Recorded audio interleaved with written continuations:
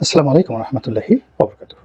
সম্মানিত দর্শক, মানুষ এখন কেমন আছেন, তারা কি করছেন এবং তারা কি করবেন, বর্তমানে তাদের হাল হকিকত কেমন এবং আগামী দিনগুলোতে তাদের কি পরিণতি তাদের জন্য অপেক্ষা করছে, এই বিষয়গুলো নিয়ে আলোচনা করব সংক্ষেপে। শিরোনাম যেটাভাবে দিয়েছি সেটা হলো, এই মুহূর্তে আমার কাছে যেটি মনে হচ্ছে বাংলাদেশের যে সমস্যা, সেই সমস্যার একেবারে যাকে বলা হয় শিকড়, সেই শিকড়টি হলো ভুয়া মামলা। আওয়ামী লীগ জমানা থেকে যেটাকে আমরা গায়েবী মামলা বলতাম, ভীষণ রকম আতঙ্ক ছিল সেই মামলা নিয়ে। কিন্তু সেই মামলার একটা প্রকৃতি ছিল যে সেই মামলায় সাধারণত অরাজনৈতিক ব্যক্তিবর্গকে ঢোকানো হতো না, বিএনপি বা জামাতের লোককেই ঢোকানো হতো, যারা রাজনীতিতে মোটামুটি সক্রিয় তাদেরকে। এবং সেই মামলার একটা বৈশিষ্ট্য ছিল যে সেই মামলা করে রাখা হতো থানায়, পরবর্তীতে একটা মিথ্যা ঘটনা ঘটিয়ে একটা ককটেল ফাটিয়ে এরপরে স্থানীয় বিএনপির বা জামাতের নেতাদেরকে পাইকারিভাবে সেখানে আসামি করা হতো। আর এই কাজটি করা হতো শুধুমাত্র রাজনৈতিক উদ্দেশ্য পূর্ণের জন্য। এবং এইটা ছিল সরকারের একটা, আওয়ামী লীগ সরকারের একটা হাইকমান্ডের নির্দেশ। এবং পুলিশের কিছু দুষ্ট কর্মকর্তা এই বুদ্ধিটি সরকারকে দিয়েছিল, এই গায়েবী মামলার ধারণাটা।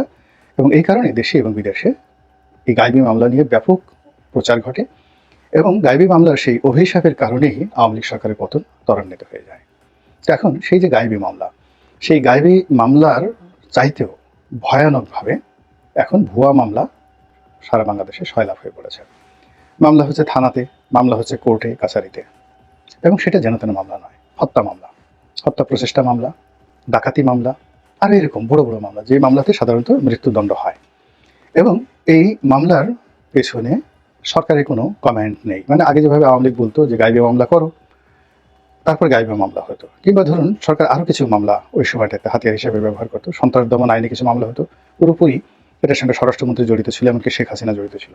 গুম কমিশন একটা রিপোর্ট দিয়েছে এবং বাংলাদেশে যে গুমগুলো শেখ হাসিনার জমানাতে হয়েছে সবকিছুর সঙ্গে শেখ হাসিনার সম্পৃক্ততা পেয়েছে বলে পত্রপত্রিকা এসেছে। এবং এই গুম ম্যাটেরিয়ালাইজ করার জন্য সরকারের কতগুলো পেটোয়া বাহিনী ছিল, এবং তার মধ্যে বেশ কয়েকজন কর্মকর্তার নাম আমরা ইতিমধ্যে দেখেছি।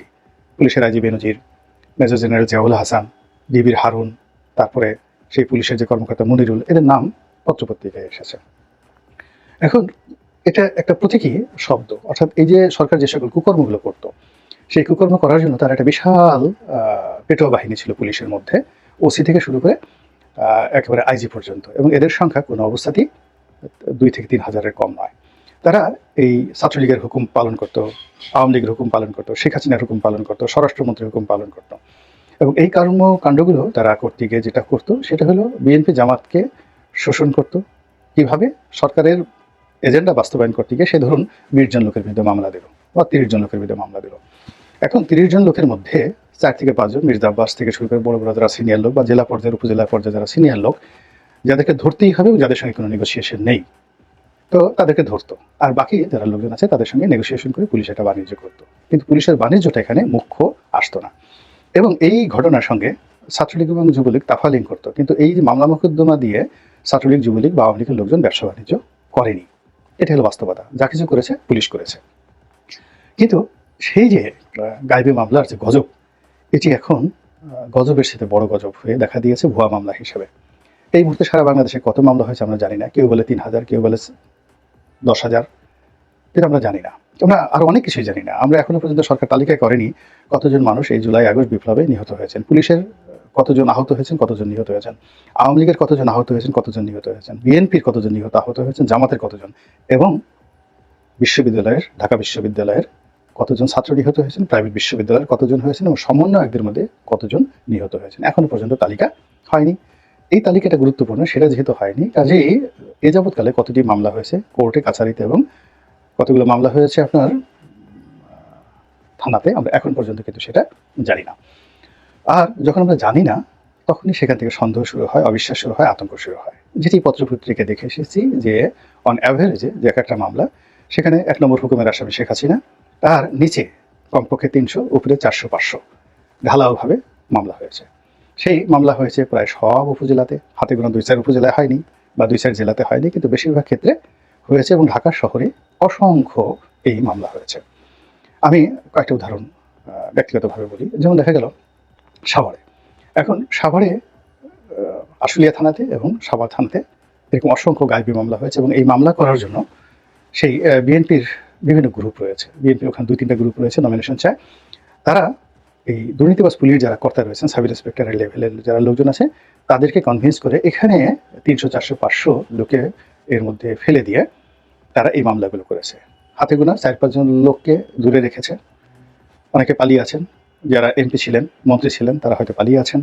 কিন্তু নিচে যারা ওয়ার্ড পর্যায়ের, ইউনিয়ন পর্যায়ের সাধারণ নেতাকর্মী রয়েছেন আওয়ামী লীগ, তাদের সঙ্গে একটা বিরাট লেনদেন, টাকা পয়সার লেনদেন ইতিমধ্যে তারা করে ফেলেছেন এবং এর সংখ্যা কত শত কোটি আপনি কল্পনা করতে পারবেন না। ধরুন সাভারের একজন ইউনিয়ন পর্যায়ের যুবলীগের কর্মী, তার হয়তো ওখানের জায়গা জমি থাকার কারণে, ব্যবসা বাণিজ্য থাকার কারণে হয়তো সে 100 কোটি টাকার মালিক, 50 কোটি টাকার মালিক, এবং তার এই ব্যবসা বাণিজ্য রক্ষা করার জন্য সে দরকার হলে এই মামলা থেকে রেহাই পাওয়ার জন্য 1 কোটি টাকা পর্যন্ত লেনদেন করে ফেলেছে।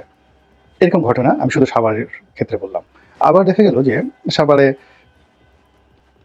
সাবেক এমপি মন্ত্রী ছিলেন ডক্টর এনাম মেডিকেলের। এখন এই ভদ্রলোক নিরীহ মানুষ, শেখ হাসিনা তাকে ধরে নিয়ে মন্ত্রী বানিয়েছেন, তার অনেক টাকা পয়সা। তো প্রথম দিকে সে তাকে যেন মামলায় ফাঁসানো না হয় এই জন্য সে বেশ কয়েকজনকে অনেক টাকা দিয়েছেন, অনেক টাকা পয়সা দিয়েছেন। আবার পরবর্তীতে দেখা গেল যে না, তাকে মামলায় ফাঁসানো হয়েছে, ভালো কথা। তখন ফাঁসানোর পর আবার আরেক দফা লেনদেন। আবার সাইফুল নামে যে ভদ্রলোক ওখানে এমপি হয়েছিলেন, একজন ইউনিয়ন চেয়ারম্যান, তাকেও অনেকগুলো মামলায় ফাঁসানো হয়েছে। এখন সে অনেক কাজকর্ম করেছে, সেটা আলাদা কথা, কিন্তু ওখানে মুরাজ্জম নামক যে সংসদ সদস্য ছিলেন, তালুকদার তৌহিদ মুরাজ্জম, এখন তাকে 2-3টা মামলাতে ফাঁসানো হয়েছে। এখন ভদ্রলোক সেই জুলাই নয়, জুন মাস থেকে তিনি ব্যাংককে আছেন চিকিৎসার জন্য, মরণাপন্ন তার অবস্থা। সেখানে বসে তিনি আছেন এবং তিনি গত নির্বাচনে আওয়ামী লীগের মনোনয়ন পান নাই, 2014-তেও পান নাই, 18 পান নাই। গত নির্বাচনে তিনি একজন স্বতন্ত্র প্রার্থী হিসেবে তিনি কন্টেস্ট করেছেন, তাকেও দেখা গেল আওয়ামী লীগের নেতা হিসেবে ওইরকম 1 নম্বর আসামি শেখ হাসিনা, তাকে মামলায় ফাঁসি দেওয়া হয়েছে। এরপরে আরেকজন লোকের কাহিনী বলি, ওনার নাম আব্দুল মজিদ, অ্যাডভোকেট আব্দুল মজিদ, হবিগঞ্জের। উনি একজন সংসদ সদস্য ছিলেন আমার সঙ্গে। বাংলাদেশে যে কজন ভদ্রলোক আছেন, সৎ মানুষ আছেন রাজনীতিতে, সেই 2009 থেকে এই পর্যন্ত একেবারে লিখে লিখে দিতে পারে না আওয়ামী লীগের মধ্যে যে কজন সৎ। যেমন এই আব্দুল মজিদ একজন সৎ মানুষ। তারপরে সুনামগঞ্জের মান্নান সাহেব পরিকল্পনা মন্ত্রী ছিলেন, সৎ মানুষ। একজন এমাজউদ্দিন প্রামাণিক, অত্যন্ত সৎ মানুষ। এরপরে আরেকজন শহীদুল হক সরকার, শহীদুল ইসলাম সরকার বা শহীদুল হক সরকার নামক উত্তরবঙ্গের একজন পরে মন্ত্রী হয়েছিলেন বা হুইপ হয়েছিলেন।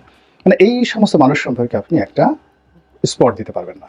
তো এই আব্দুল মজিদ তিনি গত নির্বাচনে মনোনয়ন পান নাই এবং ওই এলাকাতে তার কোনো রকম যাকে বলা হয় বদনাম নাই, বদনাম নাই। তো এখন তিনি এই ঘটনায় অনেকগুলো মামলার আসামি এবং তার বাড়িটি একেবারে পুড়িয়ে ছারখার করে দেওয়া হয়েছে। তো তার বাড়িটা হলো যে হবিগঞ্জ জেলা আওয়ামী লীগের সভাপতি বা সেক্রেটারি অ্যাডভোকেট জাহিরের বাড়ির পাশের বাড়ি। তো জাহির সম্পর্কে অনেক অভিযোগ আছে, কিন্তু এই মজিদ সাহেব সম্পর্কে বিএনপির একটা সিঙ্গেল লোক মন্দ বলেনি। আমি বিএনপির ওখানকার সভাপতির সাথে কথা বলেছি, সেক্রেটারির সাথে কথা বলেছি, নো ওয়ান। কিন্তু তাকেও মামলায় ফাঁসানো হয়েছে, তার বাড়িটা পুড়িয়ে এমন ছারখার করে দেওয়া হয়েছে, একটা মানে কি বলবো, একটা টাইলসও নেই আর একটা গ্রিলও নেই পুরো বাড়িটা। এবং অবাক করার ব্যাপার হলো যে এই 5 তারিখের 4-5 দিন আগে তার স্ত্রী 40 বছরের দাম্পত্য জীবন মারা গেছেন, হাসপাতালে মারা গেছেন। এখন ভদ্রলোক একা, বয়স্ক মানুষ, ভদ্রলোক একা, এখন তিনি পালিয়ে বেড়াচ্ছেন এই মামলার কারণে। তো এই যে বিভৎস একটা রূপ সারা বাংলাদেশে চলছে মামলা এবং মোকদ্দমা দিয়ে, এখানে এটাকে আপনাকে জ্যামিতিক হারে বর্ণনা করতে হবে। মানে 300 মামলা আসামি যদি 5,000 মামলা হয়, 10,000 মামলা হয়, তাহলে 10,000 ইন্টু 300 কত লোক আসে? এদের সঙ্গে যদি আপনি জাস্ট কিছু লোককে আপনি এক একজনের 50,000 থেকে 1 লাখ টাকা পর্যন্ত আপনি ধরেন লেনদেন, সেটা কেমন হয়? আমি আমার নিজের একটা অভিজ্ঞতা কয়েকদিন আগে ফেসবুকে একটা স্ট্যাটাস দিয়েছি। সেই স্ট্যাটাসটা হলো যে আমাদের গলাচিপাতে 2018 সালে আমি যখন নির্বাচনে গেলাম, তখন আওয়ামী লীগের লোকজন আমার স্ত্রীর গাড়ি ভাঙচুর করলো এবং ওই গাড়িতে 16-17 জন লোক ছিল। তাদের সবাইকে, মানে যারা ছেলেরা ছিল তাদের গায়ে হাত দিল এবং মেয়েদেরকে যতটা সম্ভব মারধর না করা ছাড়া বাকি যেটা সম্ভব সবকিছু করেছে। তো এই ভাঙাচোরা গাড়ি নিয়ে আমার স্ত্রী থানায় আসলেন। তো থানায় আসার পর থানায় তো মামলা নিলই না, কোনো রক্ষা করো না, উল্টে আমার বিরুদ্ধে একটা মামলা দিয়ে দিল। আমি তখন হোম অ্যারেস্ট, মানে গৃহবন্দী, যে আমি লোকজন সহকারে থানা আক্রমণ করার জন্য হুমকি দিয়েছি টেলিফোনে। তো এই ঘটনার বিরুদ্ধে আমি তো মামলা মোকদ্দমা করিনি, কিন্তু এক বিএনপির এক কর্মী সে আমার সাথে জাস্ট টেলিফোনে বললো যে এরকম ব্যাপার, আমি তো মারধরের শিকার হয়েছি, তা আমি মামলা করতে চাই। তা আমি বললাম যে দেখো, তোমরা এটা ব্যক্তিগত ব্যাপার না করাই ভালো, বিএনপি এখনো ক্ষমতা আসেনি। তারপর এই মামলা ভালো না, যারা অন্যায় করেছে তারা এই যে পরাজিত হয়েছে এমনি বিপদের মধ্যে আছে, আল্লাহ এমনি শাস্তি দিয়েছে, দরকার নেই। তো তারপরে সে বলে যে আমি তো নিজে ক্ষতিগ্রস্ত হয়েছি, আপনি তো আমাকে নিষেধ করতে পারেন না। তো আমি আর কোনো কথাবার্তা বললাম না। পরে দেখলাম যে মামলার একটা বিরাট লিস্ট তৈরি করেছে, উকিলকে দিয়ে ড্রাফট করেছে এবং ফেসবুকে ছেড়ে দিয়েছে প্রায় 100 জনের মতো আসামি, এবং যারা এই অন্যায়ের সাথে আদৌ জড়িত নয়, বিএনপি সেই বড় বড় লোক যাদের টাকা আছে, পয়সা আছে, নেতৃত্ব আছে, তাদেরকে টার্গেট করে এরকম বিরাট এক মামলার ফর্দ। এরপর আমার কাছে একের পর এক টেলিফোন, রনি ভাই এটা কি ধরনের কথা, আমরা তো এই কাজ করিনি, আপনার একটা সুনাম আছে, সুখ্যাতি আছে, আপনি তো এই কাজ করতে পারেন না। পরে আমি সেই ছেলেকে টেলিফোন করলাম, কথা বললাম যে তুমি এই কাজ কেন করেছো, তাকে বকা দিলাম, তুমি এই মামলা করতে পারবে না। এরপর দেখলাম যে তাকে কোনো অবস্থায় দমন করা যায় না। এরপরে আমি ফেসবুকে একটা স্ট্যাটাস দিলাম এবং এখন পর্যন্ত মামলা হয়নি। তো যাই হোক, এখন আমার গলা চিবিতে 10 মিনিটে কোনো রাজনৈতিক মামলা এখন পর্যন্ত হয়নি, কিন্তু অন্যান্য জায়গায় তো হচ্ছে। এবং এই যে মামলা, এই মামলার যে চাপ এবং অভিশাপ অতীতের মানে যে কোনো সময়ের সাথে বেশি, এবং অনেক মানুষের সামাজিক, পারিবারিক, রাজনৈতিক, অর্থনৈতিক সমস্ত জীবন তছনছ করে দিয়েছে। এরপর আসেন চাঁদাবাজি, দখল। কারো একটা ভালো গরুর খামার আছে, বা কারো পালে 10টা ছাগল আছে, এমনকি একটা মুরগির খামার আছে। আপনি অবাক হয়ে যাবেন যে গত 120 দিনে এই জিনিসগুলো মানে যারা ক্ষমতাধর এই মুহূর্তে, আমি দলের নাম বলবো না, তারা সেই আওয়ামী লীগের যে সকল লোকদের খামার ছিল, শিল্প ছিল, কলকারখানা ছিল, সব কিছু তছনছ করে দিয়েছে। আপনি কি দেখুন বাংলাদেশের গাজী টায়ার মার্কেটের অলমোস্ট 40% তারা ডিল করে। এরপর গাজী ট্যাঙ্ক, ওটাও বাংলাদেশের যে ট্যাঙ্ক, প্লাস্টিক ট্যাঙ্ক, এই মার্কেটের 40 আর 50% তারা ডিল করে। ওখানে 20,000 লোক চাকরি করে, জ্বালিয়ে পুড়িয়ে ছারখার করে দেওয়া হয়েছে। কত মানুষ যে কারখানার মধ্যে মারা গেছে রূপগঞ্জে, ওনার অনেক অন্যায় ছিল, ভূমি দখল থেকে শুরু করে সব কিছু, মানে এমন কোনো কুকর্ম নাই গোলাম দস্তগীর গাজী করেনি। কিন্তু এই জিনিসগুলোকে মানে তাকে শাস্তি দিতে গিয়ে এই 20,000 লোকের যে কর্মসংস্থান এবং জাতীয় অর্থনীতির, ওর সঙ্গে ভ্যাট ছিল, ট্যাক্স ছিল, ইন্স্যুরেন্স প্রিমিয়াম ছিল, ব্যাংক ছিল, বিমা ছিল, সব কিছু তছনছ করে দেওয়া।